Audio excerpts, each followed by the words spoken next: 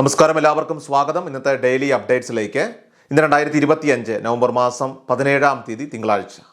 അപ്പോൾ ഇന്നത്തെ ഏറ്റവും പ്രധാനപ്പെട്ട വാർത്താ അപ്ഡേറ്റുകളും നാളെയും വരും ദിവസങ്ങളിൽ നിങ്ങളെല്ലാവരും അറിഞ്ഞിരിക്കേണ്ട, ശ്രദ്ധിക്കേണ്ട വളരെ പ്രധാനപ്പെട്ട അറിയിപ്പുകൾ, അപ്ഡേറ്റുകളൊക്കെയാണ് ഡെയിലി അപ്ഡേറ്റ്സ് നിങ്ങളുമായിട്ട് ഷെയർ ചെയ്യുന്നത്.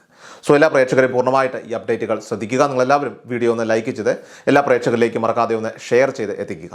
നമ്മുടെ വാട്സപ്പ് ഗ്രൂപ്പിൽ ജോയിൻ ചെയ്യുക. വാർത്തകളും അറിയിപ്പുകളും എല്ലാ ദിവസവും കൃത്യമായി നിങ്ങൾക്ക് വാട്സപ്പ് ഗ്രൂപ്പുകളിൽ ലഭ്യമാകും.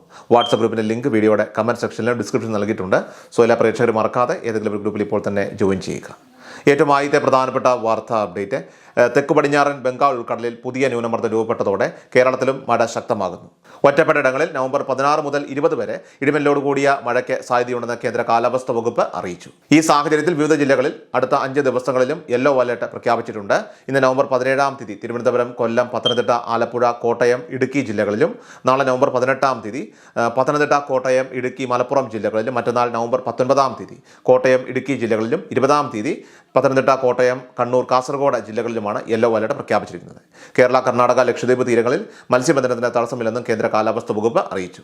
അടുത്ത പ്രധാനപ്പെട്ട വാർത്താ അപ്ഡേറ്റ്, പൊതുമേഖലാ ബാങ്കുകളെ വീണ്ടും ലയിപ്പിച്ച് എണ്ണം വെട്ടിക്കുറയ്ക്കാനുള്ള നീക്കം സ്ഥിരീകരിച്ച കേന്ദ്ര ധനമന്ത്രി നിർമ്മല സീതാരാമൻ. ഇന്ത്യക്ക് വേണ്ടത് ലോകോത്തര നിലവാരമുള്ള വമ്പൻ ബാങ്കുകളാണെന്നും ഇതിനായി റിസർവ് ബാങ്കുമായും ബാങ്കിംഗ് രംഗത്തുള്ളവരുമായിട്ടുമൊക്കെ തന്നെ ചർച്ചകൾ തുടരുകയാണെന്നും നിർമ്മല സീതാരാമൻ വ്യക്തമാക്കി. ലയനത്തിലൂടെ വമ്പൻ ബാങ്കുകൾ സൃഷ്ടിക്കുന്നത് സംബന്ധിച്ച് റിസർവ് ബാങ്കിനും രാജ്യത്തെ ബാങ്കുകൾക്കുമുള്ള ആശയങ്ങൾ തേടുകയാണ് ചർച്ചയുടെ പ്രധാന ലക്ഷ്യം. മാത്രമല്ല, പൊതുമേഖലാ ബാങ്കുകളെ ലയിപ്പിച്ച് എണ്ണം 3 ചുരുക്കിയേക്കുമെന്ന് ഇക്കഴിഞ്ഞ ഒക്ടോബർ 9-ാം തീയതി മനോരമയിൽ റിപ്പോർട്ട് വന്നിരുന്നു.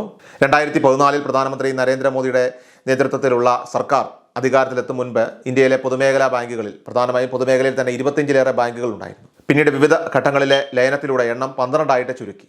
ഇവയെല്ലാം ലയിപ്പിച്ച് എണ്ണം 3-4 കുറയ്ക്കാനും അതുവഴി വമ്പൻ ബാങ്കുകളെ സൃഷ്ടിക്കാനുമാണ് കേന്ദ്ര നീക്കം. നിലവിൽ ലോകത്തെ ഏറ്റവും വലിയ 25 മുതൽ 40 ബാങ്കുകൾ എടുത്താൽ ഒന്നുപോലും ഇന്ത്യയിൽ നിന്നില്ല.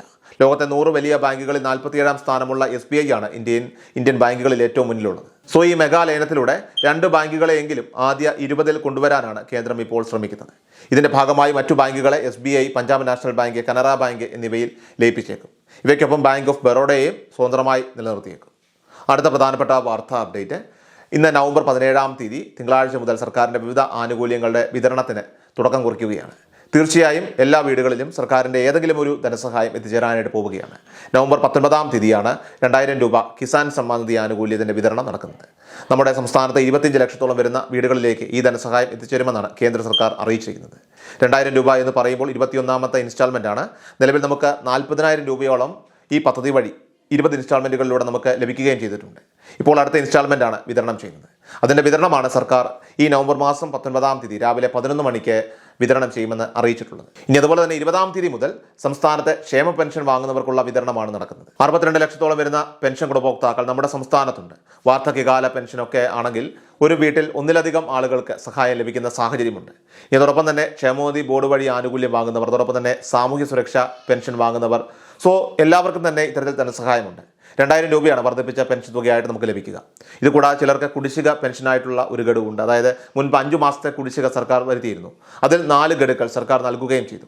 പിന്നീട് ശേഷിച്ച ഒരു ഗഡുവുമുണ്ട്. അതുകൂടി ചേർത്ത് 3600 രൂപ വരെ നമുക്ക് അങ്ങനെ ലഭിക്കും. ഇനി അതോടൊപ്പം തന്നെ 1000 രൂപ യുവജനങ്ങൾക്ക് ലഭിക്കുന്ന പദ്ധതി, അതുപോലെ തന്നെ വീട്ടമ്മമാർക്ക് 1000 രൂപ ലഭിക്കുന്ന സ്കീം എന്നിവയൊക്കെ തന്നെ നമ്മുടെ സംസ്ഥാനത്ത് ആവിഷ്കരിച്ചിട്ടുണ്ട്.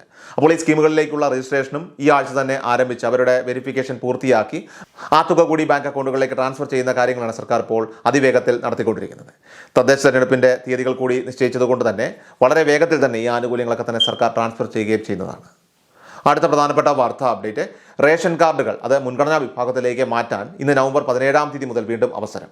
വെള്ള, നീല റേഷൻ കാർഡ് ഉടമകൾക്ക് പിങ്ക് അഥവാ VPL വിഭാഗത്തിലേക്ക് റേഷൻ കാർഡുകൾ മാറ്റുന്നതിനായിട്ട് അപേക്ഷിക്കാം. ഓൺലൈനായിട്ട് വേണം അപേക്ഷ സമർപ്പിക്കാനായിട്ട്. അംഗീകൃത അക്ഷയ കേന്ദ്രങ്ങൾ വഴിയോ സിറ്റിസൺ ലോഗിൻ പോർട്ടൽ വഴിയോ നിങ്ങൾക്ക് ഇത്തരത്തിൽ അപേക്ഷിക്കാൻ സാധിക്കും.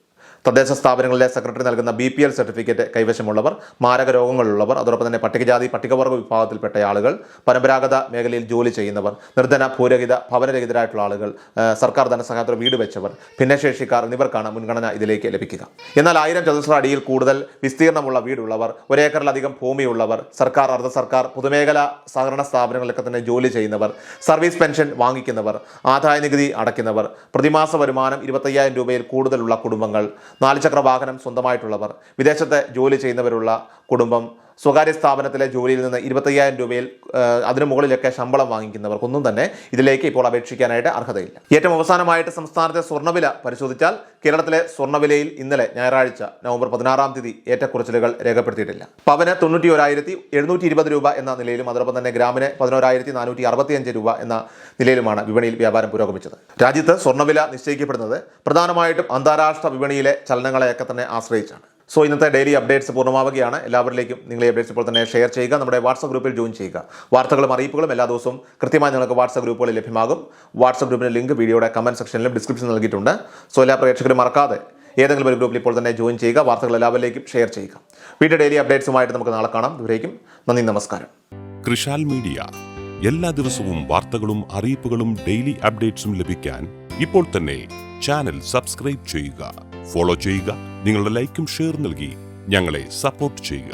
നിങ്ങളുടെ അഭിപ്രായങ്ങൾ കമന്റ് ബോക്സിൽ രേഖപ്പെടുത്തുക.